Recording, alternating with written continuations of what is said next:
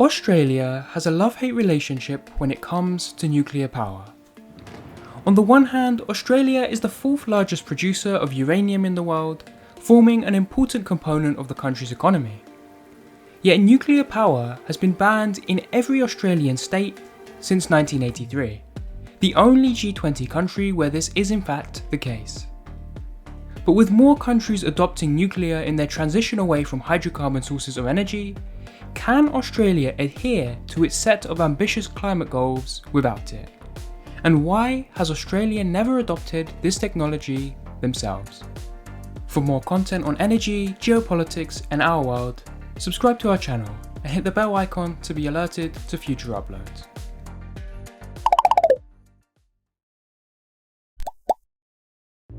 In many ways, Australia benefits from the global nuclear power industry.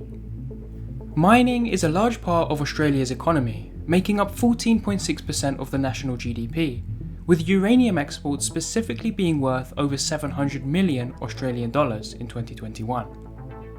But Australia is just as important to the uranium market as uranium is to Australia, as the nation hosts approximately 33% of the world's uranium deposits, with its 3 currently operational mines producing just under 10% of global uranium supply. Australia's largest mine of the 3, Olympic Dam, operated by the mining behemoth BHP, produces half of the nation's total uranium output, as well as being the 4th largest known copper deposit in the world. Clearly, Australia is utilising its natural resources for exports. But when it comes to using this uranium to run nuclear power stations of its own, the powers that be are strongly against it.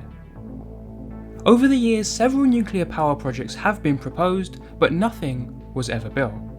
The most recent discussions to build a power station of this nature cite the Upper Spencer Gulf region in South Australia as being a prime location, with advocates stating that the plant could provide power for the entirety of Eastern Australia, including key cities like Adelaide, Sydney and Melbourne, as well as using it to power a desalination plant and provide fresh water for nearby towns, reducing pressure on the Murray River. But this plan, like all the others, failed to gain support amongst the country's politicians and eventually stopped being talked about.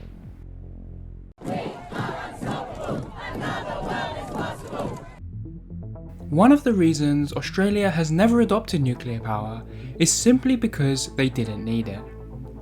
Historically, Australia's power grid has been run primarily on one thing: coal, which to this day still accounts for over 50% of the nation's electricity, although its market share has been decreasing each year with a greater push to implement renewable sources of power.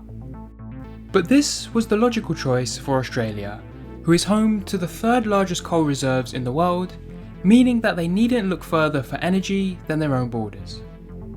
The low cost of this coal, as well as their natural gas resources, is often used as a core argument against nuclear power and the large initial investment needed to adopt it. But now that there is a greater emphasis on low carbon energy, this firm no nuclear policy could be facing scrutiny.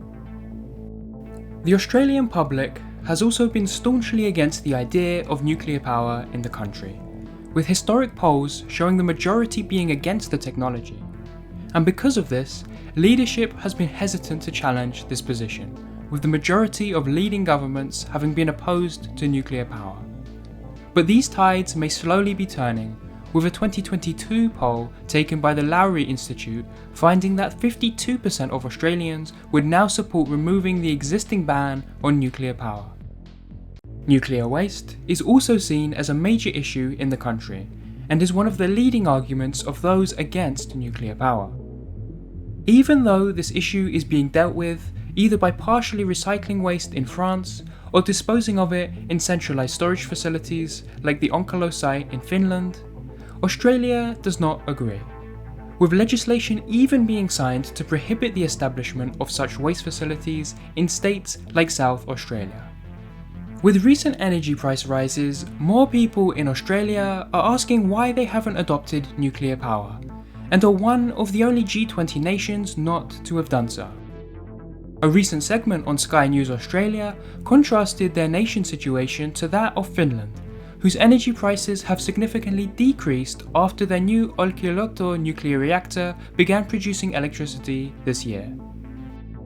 Although public opinion towards nuclear power may be changing in Australia, it's unclear if this would be enough to significantly change legislation anytime soon. The Australian government's Green Plan envisages funding nearly 25 billion Australian dollars into various wind, solar and hydro energy projects by 2050, with no mention of nuclear power. But Australia's currently 23 gigawatt of installed capacity provided by coal will be difficult to replace without nuclear power. The commercialisation of small modular reactors this decade may make nuclear power an option that Australia can't resist, where investment into a handful of SMRs, like Rolls-Royce's 500 megawatt model, which we've previously explored, could help strengthen, diversify and decarbonise the country's energy grid. A technology that the nation is already investing in to power its new fleet of Australian-built SSN-AUKUS nuclear-powered submarines. Submarines powered by, you guessed it, Rolls-Royce's pressurised water reactor, the same technology used in the future class of small modular reactors. Recent polls show that younger Australians are more concerned about weaning Australia off of coal power than they are about banning nuclear power stations, suggesting that the topic of nuclear power and its role in helping the nation to succeed in its transition away from hydrocarbon sources of energy is most likely going to be revisited in Australia in the coming years. Thank you for watching Olive Stripe Productions. If you enjoyed this video and want to see future videos on a wide range of topics covering energy, geopolitics and our world, subscribe to our channel and press the bell icon to be notified of future videos.